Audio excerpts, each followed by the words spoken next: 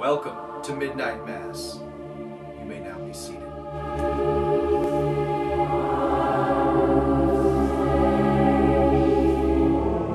Well, my children, it is now time for the final installment of Midnight Mass, Episode 7, Revelations. I think I can speak for anybody who's experienced Midnight Mass that this has been an incredible emotional journey, an emotional experience, an incredible cinematic television experience that Mike Flanagan has brought to us all. This show has been absolutely incredible. It's been one of the best experiences that I've had creating content for YouTube, and it's also just simply been one of the best television series I have ever seen. It took me a while to come back to Midnight Mass for Episode 7. I wanted to make sure that I dedicated my full attention to fully absorb this last episode, be able to talk about it in the way that I wanted to. It talks about the ideas of life and death, how we relate to one another, religion, faith, life experience, and it's just been a really meaningful experience to me, this whole Midnight Mass thing. I hope it has for you as well. So let's go ahead and dive into this last episode, and then I'll give my final thoughts about this series. And once again, thank you so much to everybody who has come by for service and watched all of my videos. I really do appreciate it. I tried to set the mood here for you guys so we can all feel like we're in church together talking about Midnight Mass. So thanks again. I appreciate every single one of you guys. Let's now dive into Episode 7 of Midnight Mass, entitled Revelations.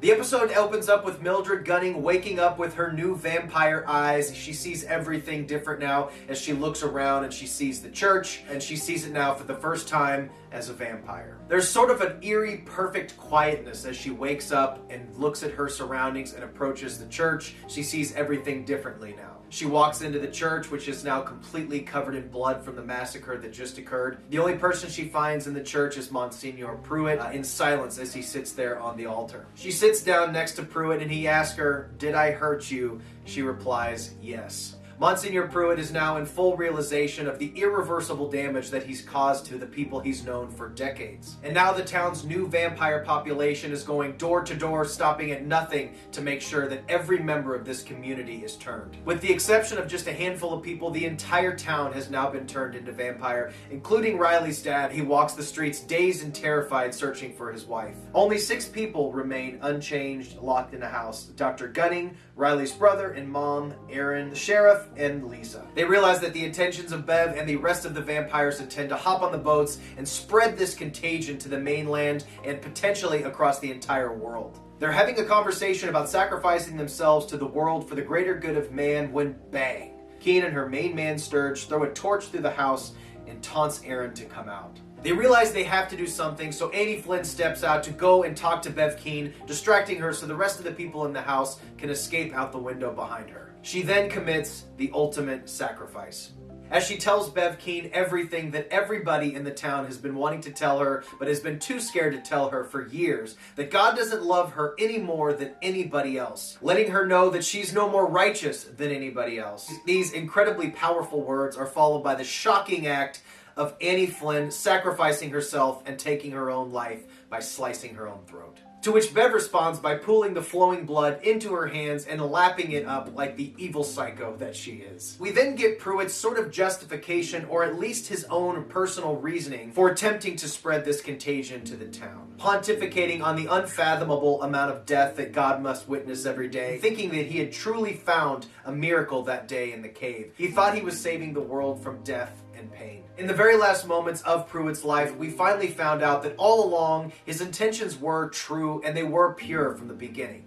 They just didn't pan out like he thought they were going to. None of this would have happened had he just given up his position, gone with Mildred, and raised Sarah, their daughter, together. None of this would have happened. We then have this crazy sequence of the last group of the unaffected people make their way through the town, and it's absolute chaos and carnage as this vampire and the townspeople rip through the town, destroying anything that's left. We then circle back to the delusional rants of Bev Keane as she is under the impression that this is the last moments on earth. This is Revelations. They must burn it all to be born again. Their church will be their ark, and they will all be saved before daylight comes. The only ones left righteous enough to survive. They proceed to torch every last structure in the town, which they soon realize was a mistake. Riley's parents finally find each other, and they find out that they don't have to be consumed by this bloodlust, that they can deny this hunger and this urge to kill by just simply having faith in themselves, further proving that they are just the best people ever.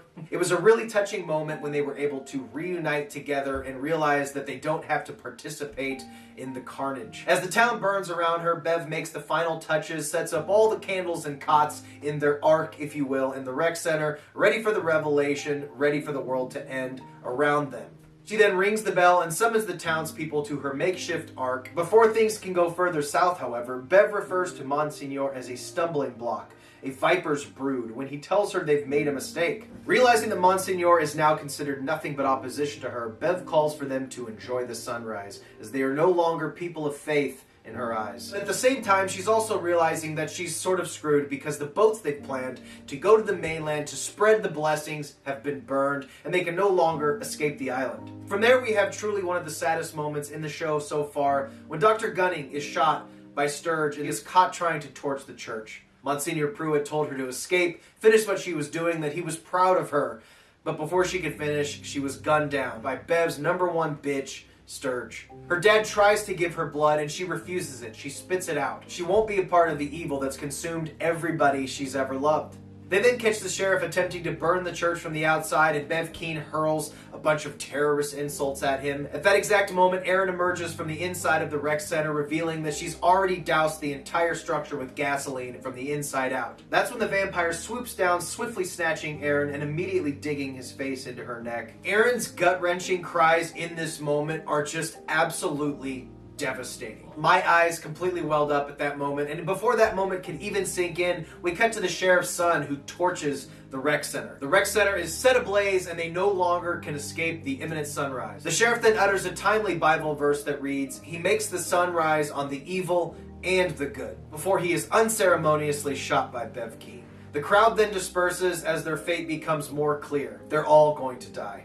As Erin lies there and lets the vampire drain the last of her blood, she completely eviscerates and perforates the vampire's delicate wings by cutting dozens of holes, making it impossible for him to fly to safety. From their boat, Lisa and Warren witness the vampire fleeing clumsily in the air, realizing that there's no way that he can escape the sunrise. At the same time, in that moment, we spend Erin's last moments with her. She delivers what is, in my opinion, some of the most beautiful words I've ever heard in a piece of art. The telling of her dying realizations are just simply beyond beautiful, and sort of transcend just this show. These words could be read in any context and be just as meaningful. The rest of the episode plays out in a sad, stoic, yet beautiful way as the town joins in song and peacefully accepts their fate as they wait for the dawn. In a truly futile and desperate attempt to save herself, Bev's last moments are spent clawing dirt over herself to no avail as she bursts into flames. Meanwhile, everyone else is comforted by a final song together in their final moments. The show leaves us with Warren and Lisa as our only survivors. The last ones left as they float together while the ashes of their old life fall upon them. And that, ladies and gentlemen, was Midnight Mass. I sort of sat in silence for those last few moments as the credits ran in the last episode of Midnight Mass, completely in awe of that episode and all of the episodes that preceded it. This will go down for me as one of the most meaningful television, cinematic, artful experiences that I've ever had personally. What Mike Flanagan was able to do with Midnight Mass is something that very few are able to do. To blend aspects of religion, philosophy, horror, and just classic storytelling is a really rare feat to be able to do in such a meaningful way. Commend Mike Flanagan for being able to achieve this not only once, but many times throughout his art, in his movies, and his television shows. Kudos to Mike Flanagan for this massive achievement. I hope Midnight Mass, the show itself, as well as our collective experience watching this show together was meaningful to you guys as well. Thank you so much to everybody who's been on this journey with me. A lot of people have speculated about Midnight Mass, whether this is over, whether the ending scenes are final. In my opinion, they are. When Lisa utters to Warren, "I can't feel my legs," that indicates, in my personal opinion, my interpretation of the story, that the last of this ancient blood has died with that vampire. He was not able to escape the sunrise. He died, and with him died the powers of his blood, meaning its healing effects are now dead as well. So I think it's safe to say that this vampire will no longer pass this contagion to anybody else. It's up to Warren and Lisa to sort of rebuild their lives. Of course, guys, I want to hear your guys' opinions. Leave your comments below. Let me know what you thought of Midnight Mass. Again, thank you so much for going on this journey with me, guys. Always stay weird. Always be yourself. Never change who you are. And I will see you in the next one. Bye.